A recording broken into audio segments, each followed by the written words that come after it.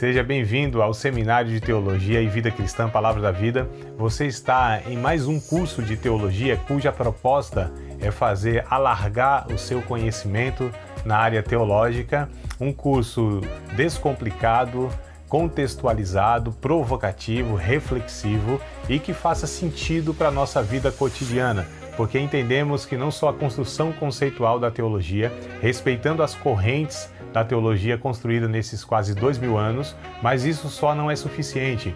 Nós pretendemos que a partir do entendimento bíblico, dos conceitos esclarecidos, nós possamos reproduzir isso em uma espiritualidade no nosso cotidiano e nas relações. Seja bem-vindo a mais uma aula do curso de teologia do Seminário de Teologia Palavra da Vida. Então, bora nós.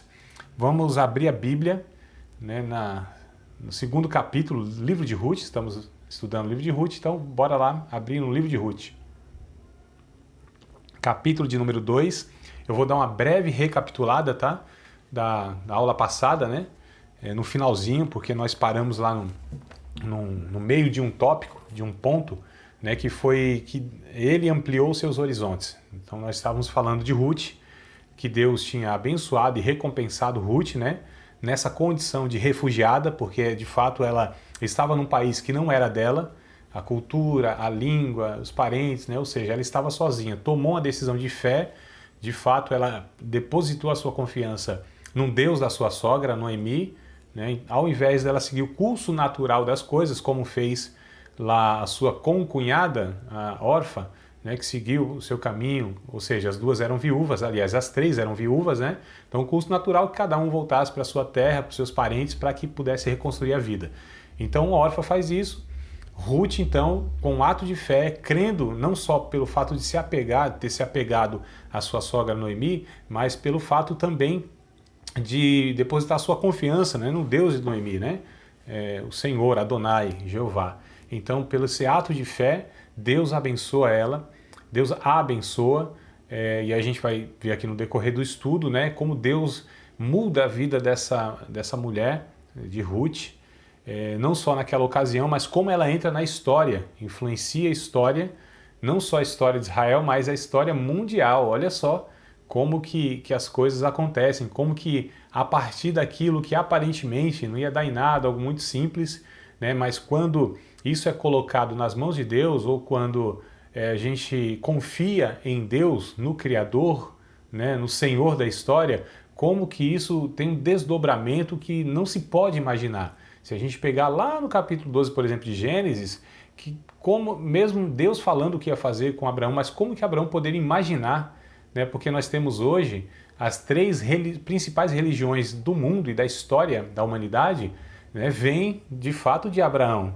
Então nós temos o Isaac e o Ismael, os dois filhos dele, e daí surge então tanto o judaísmo quanto o islamismo, e do judaísmo se desdobra o cristianismo. Então nós temos três religiões principais hoje, veio de Abraão, da sua obediência, do seu ato de fé, de acreditar em Deus, tanto as coisas boas inclusive e ruins também, ou seja, a obediência e a desobediência tiveram desdobramentos assim inimagináveis, com alcance mundial e que se estendeu aí por milênios na história. Então só para a gente ver que aquilo que a gente faz aqui agora, a gente não tem noção do desdobramento dessas coisas, sejam para as coisas boas, lado positivo ou negativo, qual será o alcance dessas coisas, Poderíamos aqui, lógico, extrair várias lições disso, mas não é o caso agora. Quero voltar para Ruth, senão eu vou me desviando aqui e eu quero voltar, De vez em quando vocês sabem que eu me desvio, Mas aí eu me arrependo e aí eu volto para os caminhos de novo do estudo, tá certo?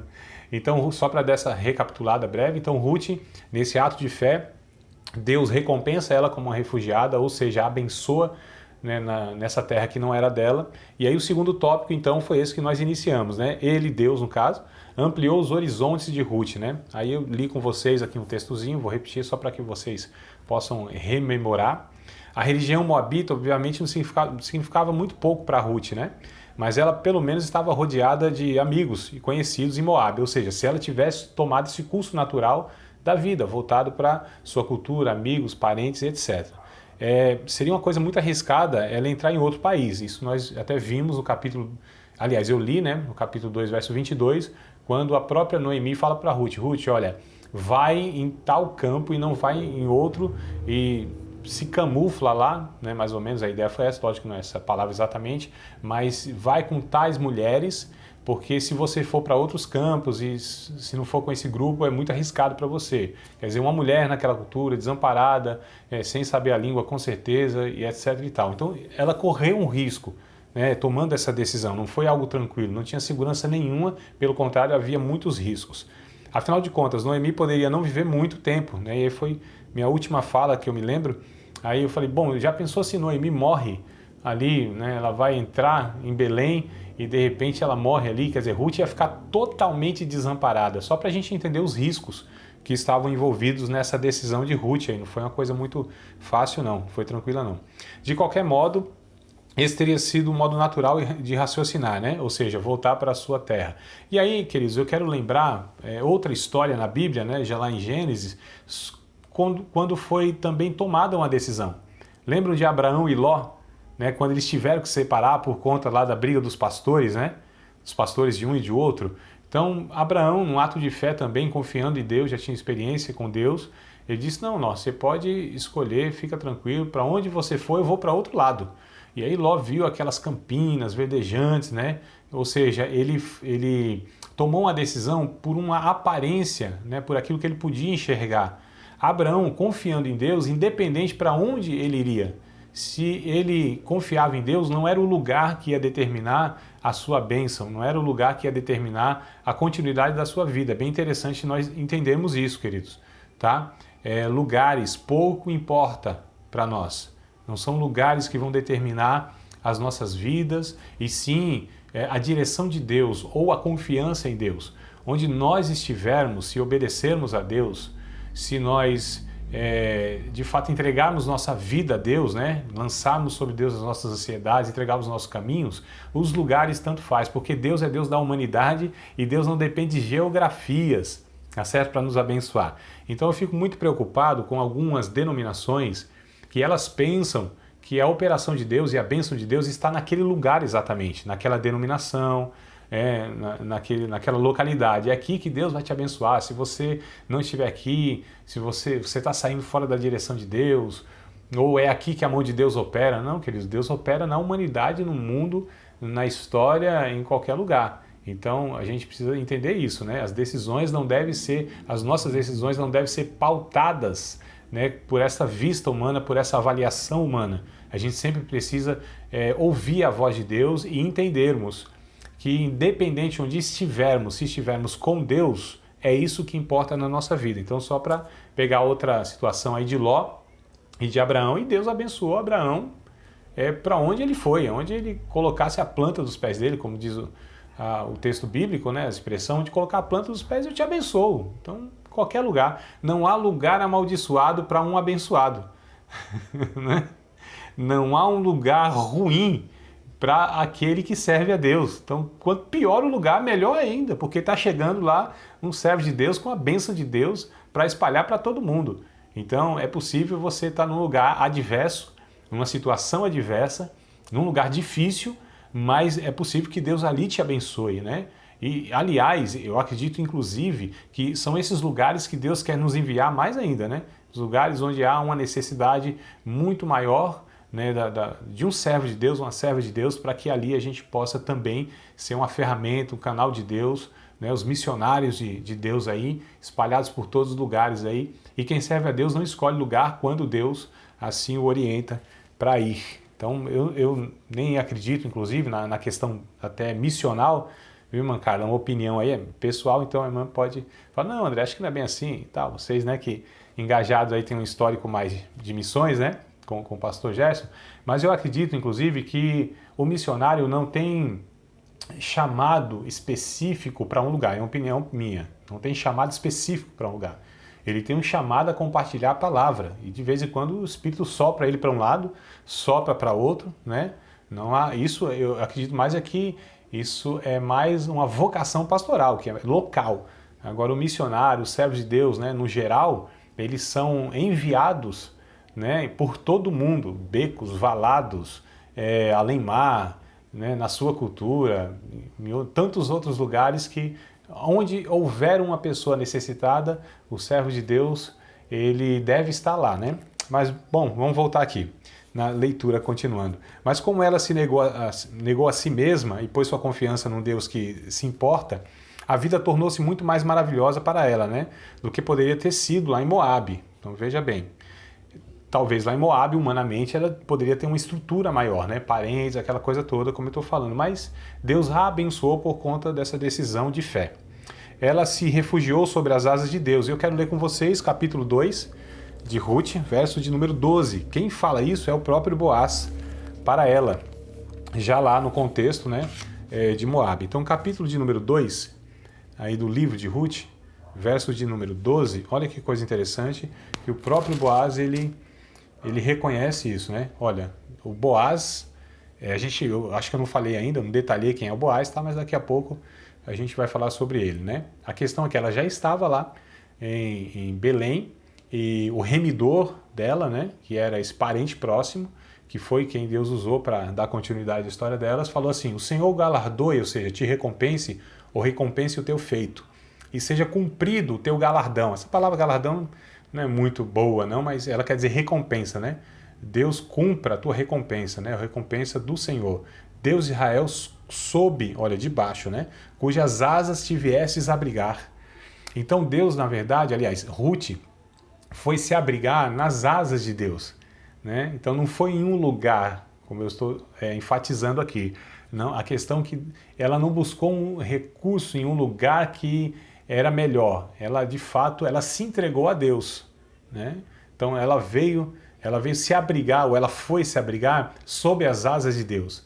E era lá que Deus queria que ela estivesse. Então, só para a gente observar aí e reforçar com o texto bíblico essa afirmação.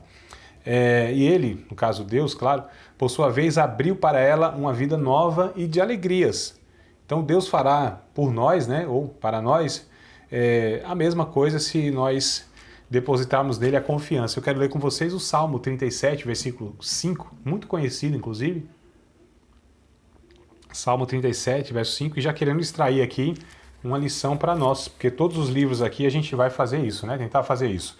Analisar o contexto histórico, cultural, teológico, mas no fim sempre extrair uma lição para nós. O que esse livro, o que essa mensagem, as narrativas diz respeito a nós hoje, né? Aqui no Brasil, século XXI, aquela coisa toda. O que isso significa para nós, né? Então esse é o exercício que a gente faz quando estuda a Bíblia. Entender lá o significado, o sentido, né, dos textos, daquela narrativa para aquele povo, naquela época, aquele público, aquele contexto. Entendendo tudo isso primeiro, aí a gente faz a segunda pergunta, tá? E que significado esse texto, esse ensino, esse relato bíblico tem para mim hoje, eu, André, né? O que isso comunica, o que o Espírito Santo quer me ensinar com esse relato bíblico. Então são duas perguntas quando a gente estuda a Bíblia que a gente tem que fazer e respondê-las nesta mesma ordem. A gente tem a tendência, né? Deixa eu ver o que Deus quer falar comigo. A gente vai ler a Bíblia, não é isso? Deixa eu estudar aqui que eu quero ver o que Deus quer falar comigo.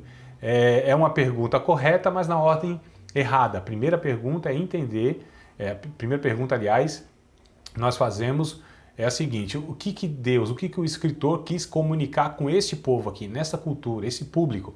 Tá, entendemos isso? Aí a segunda pergunta é feita nessa ordem, né? Porque senão a gente vai buscando, sempre tentando contextualizar primeiro, né? Ou aculturar o texto bíblico. E aí a gente perde muitas vezes a mensagem, tá certo? A mensagem de fato, né? Porque a gente precisa descobrir o que estava na cabeça do autor, irmãos. E aqui a gente nem sabe direito quem é o autor, então fica um pouco mais difícil ainda, né? Mas vamos lá.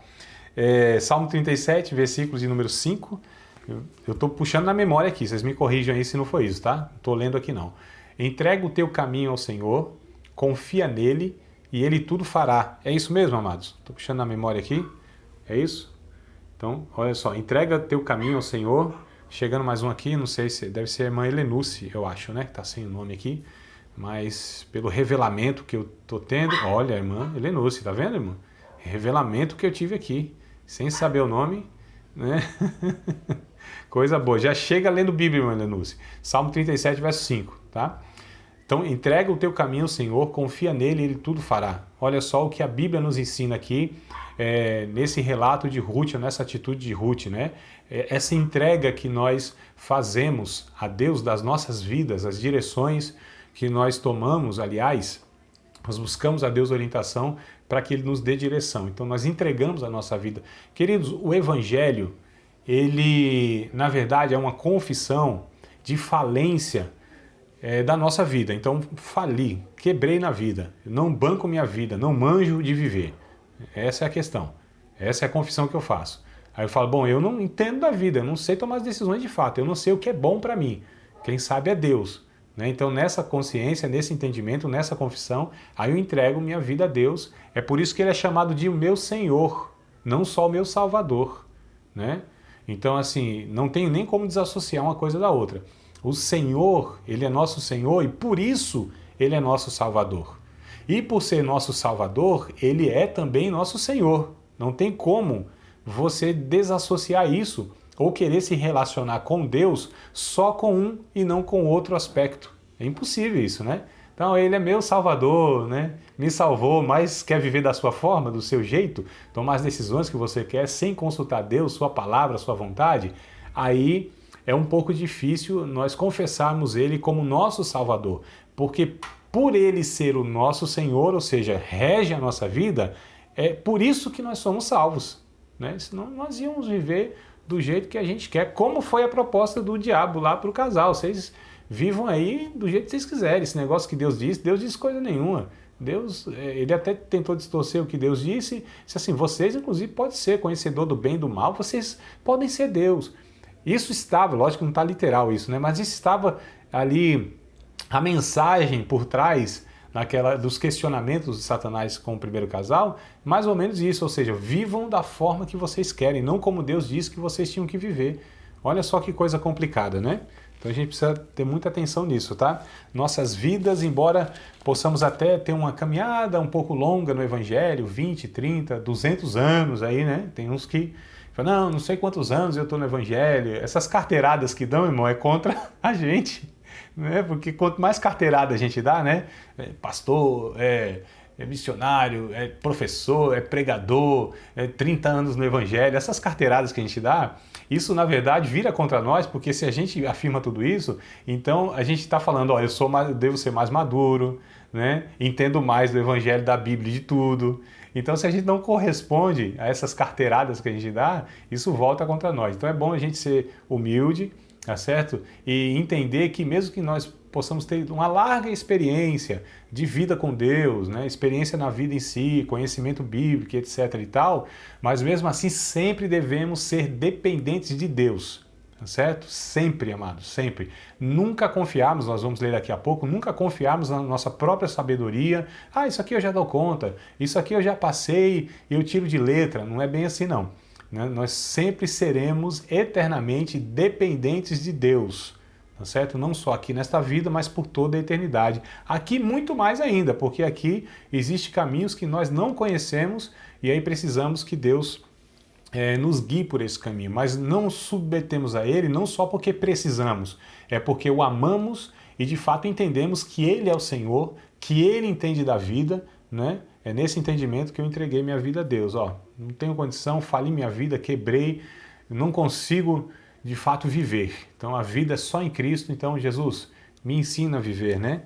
Deve ter até uma música, algum hino que fale isso. Se não tem, alguém queria ir, porque eu achei até interessante o que eu falei agora. Brincadeira, tá, mas vamos lá. Pro outro tópico aqui, que Deus guiou os passos de Ruth, tá? Então, primeiro, Deus recompensou Ruth como uma refugiada, né? Amparou lá.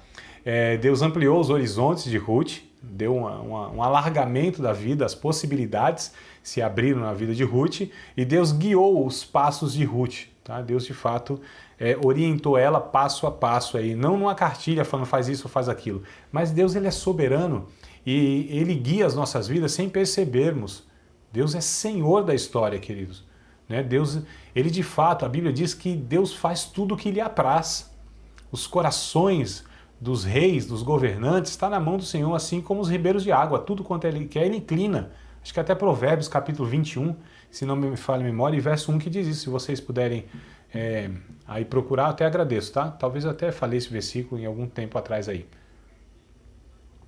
Provérbios capítulo 21, verso 1, né? Assim como os ribeiros de água nas mãos do Senhor, assim também o coração do rei. Tudo quanto quer o inclina. É isso mesmo, né? Valdir, Samara, estão confirmando aí, André? Então, olha que coisa interessante. Isso nos mostra que Deus é o Senhor da história. Esse mundo e a história não está assim, a Deus dará. Não está desgovernado esse mundo, não. Parece que o negócio está bagunçado, não parece? Parece que assim, ninguém manda em coisa nenhuma, cada um faz o que bem quer, mas não é bem assim, não. Deus está conduzindo a história da forma, da maneira que Ele decretou, que Ele propôs, desde sempre, queridos. Não tem nenhuma surpresa que pegue Deus desprevenido. Aliás, não existe nenhuma surpresa para Deus. Não tem nada que pegue Deus assim, e agora? Vou consultar aqui os dois da Trindade, que é para a gente ver o que faz, porque isso aqui eu não contava. Não tem essa ideia. Não tem plano B, opa, esse plano falhou, vamos para outro plano, né? Que alguns falam, eita, falhou Adão lá, então vamos colocar Jesus no plano. Não tem isso também. Desde a eternidade, Deus já projetou a história, Ele está conduzindo a história. O livro de Apocalipse, na verdade, é a afirmação disso que eu estou dizendo. Então, o próprio Deus em Isaías, ele, bem-humoradamente, que Deus é bem-humorado, ele diz assim, vem cá, vocês aí que adoram todos esses deuses aí, chama esses deuses de vocês. Pede para que eles possam anunciar o fim desde o começo, como eu faço. Olha que coisa interessante. Estou aqui mudando algumas palavras, mas exatamente esse é o sentido, né? Então Deus mostra o final da história. Por isso que o livro de Apocalipse para nós é um alento, é um conforto, é um consolo, é uma segurança, porque Deus está no controle da história, naquilo que Ele está conduzindo o seu povo, a sua igreja, e a igreja vem marchando, militante, triunfante, não só esses 2000 anos, mas desde sempre, amados. Ninguém para a igreja, né? Ninguém, como diz o Provérbios, os planos de Deus não será frustrado, é impossível. Então é interessante nós entendermos isso. Então vamos lá. Se vocês quiserem anotar aí, tá? Deus guiou os passos de Ruth, né? Guiou seus passos. No dia em que Ruth deixou o seu alojamento simples em Belém, ela não tinha ideia de onde ir. Todos os campos pareciam iguais. Mas o narrador, né, do livro de Ruth diz o seguinte. Esse texto é muito interessante, que está no capítulo 2, versículo 3, tá? Se vocês quiserem abrir aí, ó. Acho que já estava aberto no 2 e 12, né? Só voltar um pouquinho no 2 e 3. Deixa eu só trazer um pano de fundo rapidinho para vocês entenderem aqui essa narrativa e tudo mais. Então, Noemi estava com Ruth. Havia uma lei, nós vamos ler daqui a pouco, havia uma lei que os pobres poderiam estar pegando, né, nas colheitas aquilo que era derrubado, tá? E tinham vários campos, né? Era um povo, uma cultura rural, agrícola, então era deixado lá, era o sustento dos pobres isso aí, né? E aí tinha vários campos, só que Ruth teria que ir em um campo de um parente de Noemi. Não só isso, porque havia a chamada lei do levirato, ou seja, morria, a gente vai ver daqui a pouco, né, em Levítico, capítulo de número 19, verso 9 e 10, havia essa lei do levirato que era assim, morria o homem lá, não tinha filhos. O cunhado da viúva assumia ela e suscitava filhos. E esse filho era para estar dando continuidade à herança do falecido, tá? Para que não se perdesse o nome dele, né? Se vocês lembram da história lá em Gênesis, né? Quando um homem lá, acho que foi com Tamar, acho que é Onã o nome dele, e aí ele recusou a fazer isso, ele não quis, porque não seria para sua semente, né? E aí Deus o matou, inclusive, né? Porque é um ato egoísta, aquela coisa toda. Então, só para entendermos aqui o que estava acontecendo. Então, Ruth precisaria achar um remidor, uma pessoa que fosse o parente mais próximo do seu falecido esposo, e que esse homem também, ele poderia recusar ou poderia aceitar. Então, havia muitos campos. Olha que coisa interessante. Então, Deus a conduziu nisso aqui também, né? Interessante nós observarmos. Então, capítulo 2, versículo número 3, eu não sei qual é a versão que vocês estão aí, talvez não esteja exatamente assim, tá? Mas essa versão aqui que eu peguei, ela é mais interessante por conta dessa proposta aqui. Olha o que diz o capítulo 2, verso 3 de Ruth. Casualmente entrou justo na parte da plantação que pertencia a Boaz. Então Boaz era esse parente que poderia remir, que poderia então estar resgatando Ruth, né? Então capítulo 2, verso 3, ó, casualmente entrou justo na parte da plantação que pertencia a Boaz. Veja só como Deus vai conduzindo a vida de Ruth. Enquanto ela examinava os diversos campos, Deus a dirigia, Deus a guiava, sem falar nada, amados. Olha que coisa interessante, como Deus é soberano. Muitas vezes é através de uma profecia, de um sonho, de uma visão, né? Isso aqui é válido para os pentecostais, tá? E a gente confirma isso. Os que não são pentecostais também é válido, eles não reconhecem. Bora nós. Então, ou através de um ensino bíblico, né? De uma conversa com alguém, de um aconselhamento. Ou seja, Deus tem a sua multiforme graça de conduzir a vida dos seus filhos e de toda a humanidade, aliás, porque Deus é Deus do ser humano, né? Então Deus aqui foi conduzindo, né? Porque muitas vezes as pessoas elas esperam algo extraordinário de Deus, uma profecia, né? Uma pregação que vá lá na veia mesmo, né? Que pegue lá na veia, e nem sempre é. Deus vai conduzindo de uma forma, às vezes, sutil, imperceptível. Vocês lembram lá de Elias, amados, na caverna? Só para a gente ilustrar isso aqui. Vem um fogo lá, uma labareda terrível, e Elias disse, deixa eu ver se Deus está aí. Deus não estava, o texto diz, no fogo. Aí vem um terremoto, aquela coisa, e a Bíblia diz, Deus não estava no terremoto. Aí vem um vendaval, um furacão terrível, e Deus também não estava no furacão. Então olha só. Aí vem assim uma brisa suave, um cicio, né? Uma brisinha suave assim, e aí vem uma voz suave, delicada de Deus dizendo, Elias, vem para cá, o que está fazendo aí? Aí ele envolve o seu rosto lá no pano, aí ele começa a conversar. Então a gente percebe que Deus tem as suas N maneiras de se comunicar conosco, de reger as nossas vidas. É preciso nós estarmos atentos, né? E muitas vezes a gente tão distraído, mas Deus mesmo assim não nos perde na caminhada. É interessante isso. A gente se perde, a gente muitas vezes coloca alguns obstáculos e a gente não busca essa orientação, mas Deus tem os seus meios, né? É como o filho que de fato não tem a maturidade para entender o processo, mas o pai maduro ali, ele vai conduzindo esse processo e leva o filho onde ele pretende levar. Então Deus, ele nos conduz a isso. Graças a Deus, porque se fosse depender de nós, irmão, a gente também falia a nossa vida de novo e ainda quebrava o reino de Deus. Falia também o reino de Deus. Então, se Deus dependesse da gente, lembra que eu falei? As nossas bagagens, nossa sabedoria, nossa pretensa sabedoria, nossos recursos, isso aí não vale de nada, irmãos. Deus é suficiente, tá certo? Eu aprendi com um pastor que eu tive recentemente, ele falava um negócio interessante. Ele falou assim, André, a minha preocupação é não atrapalhar o que Deus está fazendo. Então isso aí já é um bom caminho. Não atrapalhar o que Deus está fazendo, né? E eu pensei e falei com ele, pastor, é verdade, né? Então isso aí, quem não atrapalha já ajuda, né? Ele deu uma risada e falou, é isso aí. Então vamos lá. As coisas não acontecem com os crentes por acaso. Anotei aqui, ó. Ele ama guiar as nossas vidas. Vamos pegar um texto de Romanos, capítulo 8, verso 28. Estou falando aqui, mas tudo isso é embasado nos conceitos bíblicos, né? Por isso que de vez em quando eu pego um texto aí para vocês não achar que eu estou aqui viajando na maionese, são conceitos teológicos e que não tem nada a ver. Não, o que eu estou falando aqui tem fundamento bíblico, tá? Então Romanos capítulo 8, verso 28, dependendo da versão também aí, talvez não esteja dessa forma que eu vou recitar para vocês, tá? Estou puxando na memória aqui, vocês me corrijam também se não tiver exatamente dessa forma, ou aproximado, né? Que diz que Deus age em todas as coisas. A maioria das versões vai estar assim, todas as coisas contribuem para o bem daqueles que são chamados a Deus, são chamados pelo seu decreto, né? Todas as coisas cooperam para o bem, tá?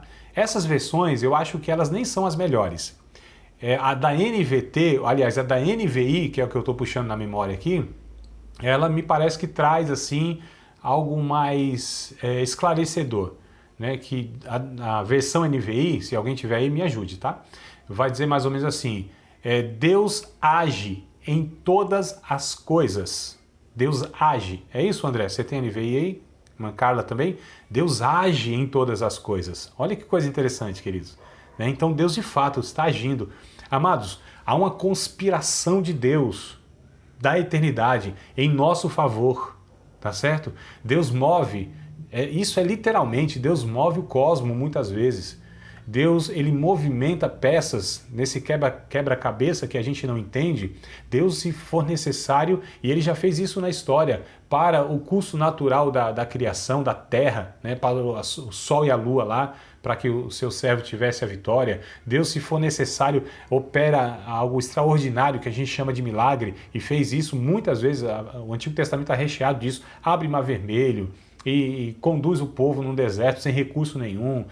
Deus opera o chamado milagre ressuscitando mortos, né? Anda por cima das águas, para vento, e aquela bagaceira toda que a gente sabe que Deus faz no universo, no cosmos, para o inferno, usa o capeta, Deus usa até o diabo, irmão. A gente percebe isso também, tá certo? Deus é soberano, ele guia as nossas vidas, né? É bem interessante observarmos isso. Então esse texto vai dizer isso, Deus age em todas as coisas, tá? E tudo isso, Deus agindo para o bem daqueles que são chamados por Ele, né? São chamados pelo seu decreto. Então Deus pode decretar, é o único que pode falar isso, eu decreto. A gente que é meio doido da cabeça, né? Que a gente fala, a gente decreta isso, decreta aquilo. Não, a gente não tem condição de decretar coisa nenhuma, irmão. Isso é fato. Mas Deus sim, quando Ele decreta, Ele garante que aquilo vai ser cumprido. Isso está em Números, por exemplo, que nós já estudamos, né? Alguns alunos já estudaram o livro de Números, que Deus disse assim: eu não sou homem para que minta, nem filho do homem para que se arrependa. Porventura diria eu e não faria? Falaria e não cumpriria? E Deus diz assim, eu empenho minha palavra, e eu empenho a minha palavra, e a garantia é a minha palavra, sou eu mesmo. Deus jura por ele mesmo, fez isso com Abraão. Eu não tenho ninguém para me fiar aqui, para ser um fiador. Aí Deus se coloca a si mesmo como fiador. Ele disse assim, eu juro por mim mesmo. Uma coisa interessante, né? Não tem ninguém maior do que Deus para colocar na conversa, então ele disse assim, eu juro por mim mesmo, eu velo sobre minha palavra e tal. Então Deus, ele vai dando essas garantias e ele de fato não falha, ele não erra, ele não volta atrás, né? Deus, ele não revoga a sua vontade. É bem interessante observarmos isso. Nós temos um Deus fiel, fidedigno, que fala e faz não só porque pode fazer, porque o seu caráter é imutável e o impossibilita de falar e não fazer, porque ele empenha a sua palavra e o seu caráter é empenhado nisso. Então, se Deus falou alguma coisa na sua palavra, tenha certeza, tenha segurança que ele vai cumprir. Queridos, se cair aqui a ligação, vou fazer de novo, tá? Já está esgotando aqui o tempo que nós temos, mas caindo aqui, vocês já conectam de novo aí, tá bom? Só para a gente não sumir de repente, vocês pensaram que aconteceu arrebatamento, né? E tal, tá bom? Então, enquanto eu falar aqui, se cair, vocês já acessam o link novamente aí. Então, vamos lá pegar mais um texto da Bíblia. Nós lemos 8 e 28 de Romanos. Vamos pegar Provérbios, capítulo de número 5. Capítulo 3. Provérbios, capítulo de número 3, versículo de número 5 e versículo de número 6. Vamos lá, Provérbios 5. Oh, meu Deus. Provérbios, capítulo 3, versículo de número 5 e versículo de número 6. Bora procurar junto aí esse texto. Depois de Salmo, né? Vem o Provérbios, capítulo de número 3. Vamos aqui que caiu. Novamente. Nós paramos então no Provérbios, capítulo 3, não foi isso? Capítulo 3 de Provérbios, versículos de número 5 e 6, para falar a respeito, para enfatizar e dar base bíblica a respeito dessa ação de Deus, né? De nós confiarmos em Deus porque Ele nos guia. Então, capítulo 3 de Provérbios, versículos de número 5 e 6, diz assim, ó: confia no Senhor de todo o teu coração e não te estribes, né? Não se apoie, olha só, não fique apoiado no teu próprio entendimento. Reconhece-o em todos os teus caminhos e Ele endireitará as tuas veredas. Então é interessante esse texto aqui, justamente nos ensinando que nós devemos confiar em Deus porque Ele está conduzindo a nossa vida. Ele dirige os nossos passos mesmo sem nós percebermos, mesmo sem nós soubermos, se nós soubermos, aliás, de tudo que Deus fará, muitas vezes nós atrapalhamos, né?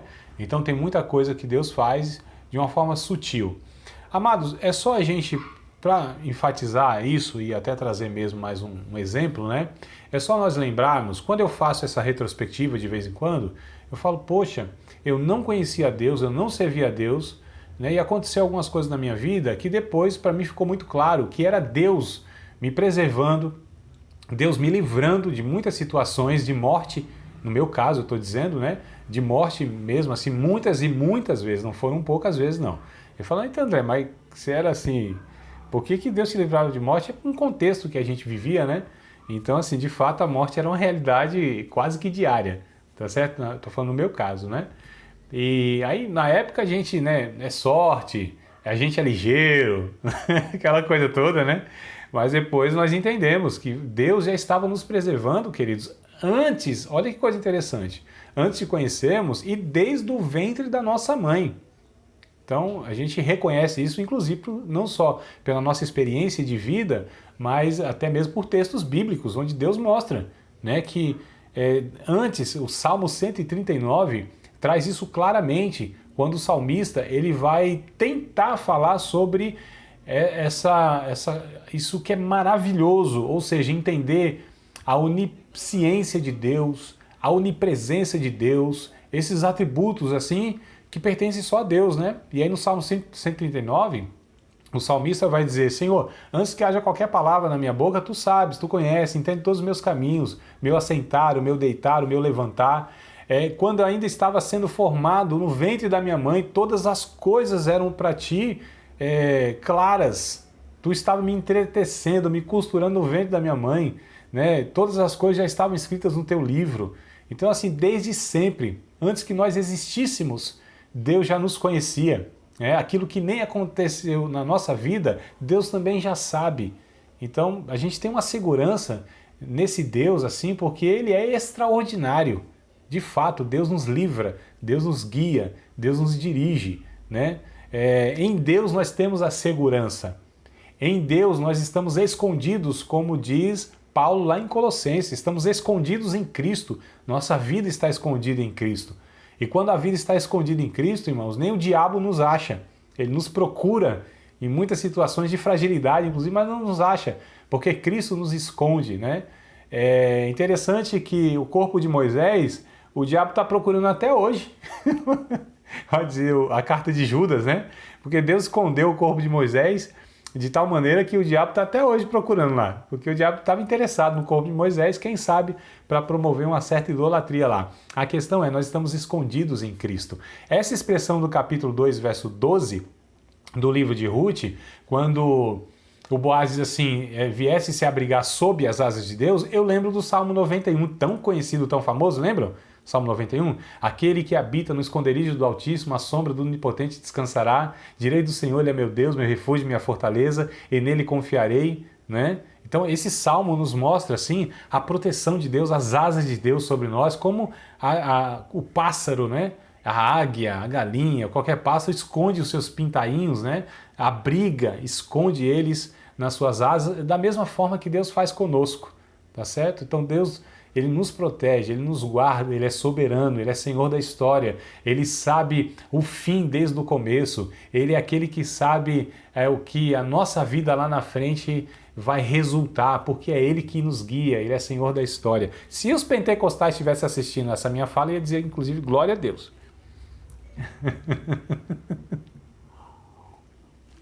Vamos lá, amado, porque com um discurso desse eu pensei que alguém ia até falar uma língua estranha aí, mas vamos embora, vamos lá.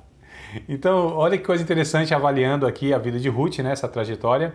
O seu bisneto de Ruth, mais tarde ia expressar a verdade em palavras, essas verdades que nós estamos falando aqui, né, ia mais tarde expressar a verdade em palavras que iriam entrar assim para a história e memoráveis, que é o Salmo 37, verso 23. Vamos pegar o Salmo 37, verso 23. E aí vocês estão perguntando, quem é o bisneto de Ruth? Quem foi o bisneto de Ruth? Foi o Davi, exatamente, captaste, ó amada. Foi Davi, né? Então olha que coisa interessante.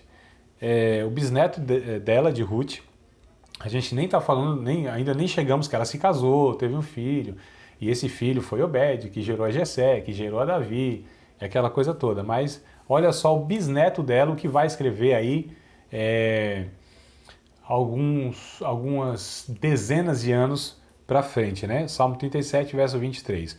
O Senhor firma os passos de um homem quando a conduta deste lhe agrada. Olha só.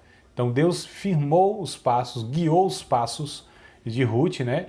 porque Ruth, de alguma maneira, agradou a Deus pela fé, ou seja, depositou em Deus, então, essa confiança. Eu quero, amados, parar por aqui, ou pelo menos falar mais uma ou duas palavras, porque na próxima aula eu quero encerrar nesse estudo, serão em 3 aulas, esse estudo aqui do livro de Ruth, falando de mais 2 aspectos, né? Que Deus, ele cuidou das carências de Ruth e aumentou as alegrias de Ruth. Mas para a gente encerrar aqui e extrair mais uma lição, ou uma lição que já foi até falada, mas eu quero enfatizar um pouco mais aqui, que até aqui a minha proposta nesse estudo, né, do capítulo 1 e o capítulo 2, que nós estamos abordando até agora, de fato mostrar que mesmo com uma vida com adversidades, com dificuldade, uma vida assim totalmente sem perspectiva ou expectativa de um futuro, né, isso foi revertido a partir do momento que Ruth depositou em Deus a sua confiança, entregou a Deus os seus caminhos, né?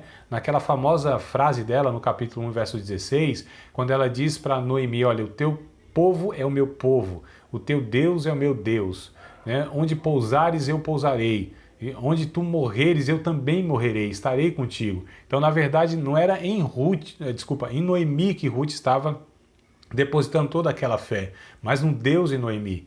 Então isso foi revertido a partir do momento que ela reconheceu o Senhor, né, o Criador, como aquele que de fato se deve confiar e se deve entregar a sua vida. Então nós também, amados, quando nós vivemos, né, ou se nós vivemos assim, é bom que a gente continue vivendo, mas todas as vezes que nós entendemos e vivemos dessa forma, ou seja, depositando em Deus essa confiança, isso é fé.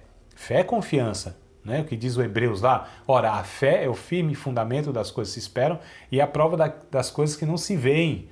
Então, tantas coisas que nós não vemos, não temos os elementos, né? A clareza dos elementos, os fatores envolvidos, os meandros de tudo, nós não conhecemos um monte de variáveis da nossa vida, mas mesmo não tendo a garantia do futuro no sentido humano, mas nós confiamos em Deus e mesmo que as coisas adversas aconteçam na nossa vida, mesmo assim nós honraremos sempre a Deus, confiando que Ele entende o que é melhor para nós. O Jó, ele tem uma frase muito forte, aliás, as frases de Jó, elas são fortíssimas, né? Existencialmente falando, é uma poesia assim fantástica. E uma delas, ou 2 delas que eu estou lembrando agora, que Jó disse assim a respeito de Deus, ainda que Ele me mate, nele eu terei esperança. Olha só, irmão, que coisa bonita, né?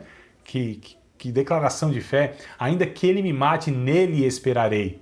Essa é a frase que Jó, em toda aquela tribulação, em toda aquela dificuldade que nós conhecemos, né? E ele disse ainda outra coisa. Eu ainda verei a Deus na minha carne. Olha que coisa interessante, né? Mesmo que tudo isso aqui não mude, mesmo que tudo isso aqui não tenha solução, porque Jó não estava entendendo absolutamente nada do que estava acontecendo. Ele estava num conflito terrível, perdido 10 filhos, riqueza, saúde, tinha perdido quase tudo, mas não perdeu a fé em Deus, a confiança em Deus, mesmo que as coisas não tivessem acontecido como ele esperava. E essa foi a questão que Satanás acusou Deus, porque naquela conversa do capítulo 1 de Jó, 1 e 2, o que quem Satanás está acusando não é o Jó. Satanás está acusando Deus de comprar suas criaturas pelos benefícios que ele oferece. Olha só, amados. Então, Satanás está acusando Jó de alguma coisa. Absolutamente nada. Mesmo porque Deus disse, viste o meu servo Jó? Então é Deus que dá testemunho, irmãos. Certo? Não é outra pessoa. Não é o Jó. É Deus que fala a respeito de um homem, diz assim, ó, homem temente a mim, que se desvia do mal, homem íntegro. Para Deus falar um trem desse, amado, imagina só. Então não era Jó que Satanás estava acusando, era o próprio Deus que Satanás estava falando assim, mas é em vão também que ele te serve? Porque é o Senhor que está comprando a adoração dele, cercando ele de bens, dando saúde. Tira essas coisas dele para você ver se ele não blasfema na tua face. Olha que coisa interessante. Então Satanás está acusando Deus de comprar a adoração dessas criaturazinhas, né, de nós. E aí Deus disse assim, não, pode fazer isso então, Pode tirar a saúde, tira os bens, tira o que ele mais ama. Você vai ver que ele não vai blasfemar na minha face, não. E de fato, né? Deus mostra que quando uma pessoa entende quem ele é, serve a ele, o serve, independente das coisas acontecerem, as expectativas e as coisas que se espera acontecer. Então, Jó disse, ainda que ele me mate, eu nele espero.